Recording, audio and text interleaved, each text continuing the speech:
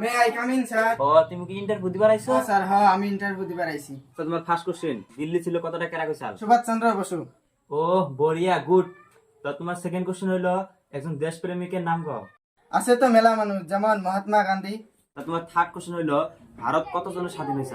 1942 সনের ভারত স্বাধীন হওয়া কথা আসাল, কিন্তু 1947 সনের 15 আগস্টত ভারত স্বাধীন হয়েছিল। ও গুড, বড়িয়া। এখন তোমার থার্ড নাম্বার কোশ্চেন হইলো আকাশে কতগুলো তারা আছে? এখনো তো জানা যায় নাই, বিজ্ঞানীরা গবেষণা করি আছে। ও গুড গুড গুড গুড। এখন তাহলে তুমি আহারো। নেক্সট। আমি ইন্টারভিউ দিয়ে আইলাম। হ্যাঁ, কি কি কোশ্চেন করছিল? কোশ্চেন গেলে তো মনে নাই, অ্যান্সারটি খালি মনে আছে। অ্যান্সারটি কয়ে দাও, তা আমার অল্প সহায় হবো।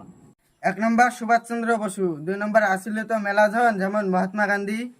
3 নম্বর 1942 সনের স্বাধীনতা হওয়া কথা আসাল, কিন্তু 1947 সনের 15 আগস্টের দিনে স্বাধীনতা হয়েছিল। 4 নম্বর এখনো তো জানা যায় নাই, বিজ্ঞানীরা গবেষণা করি আছে। থ্যাংক ইউ ভাই, থ্যাংক ইউ।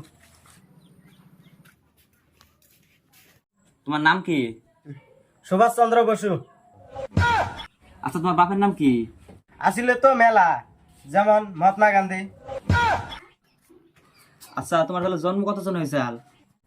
হওয়ার কথা ছিল 1942 সনে, কিন্তু হয়েছে 1947 সনের 15 আগস্ট। এই বেটা, তুই কি পাগল হয়েছে নাকি? যে এখনো তো সায়েন্টিস্টরা গবেষণা করি পায় নাই, বিছরে আছে।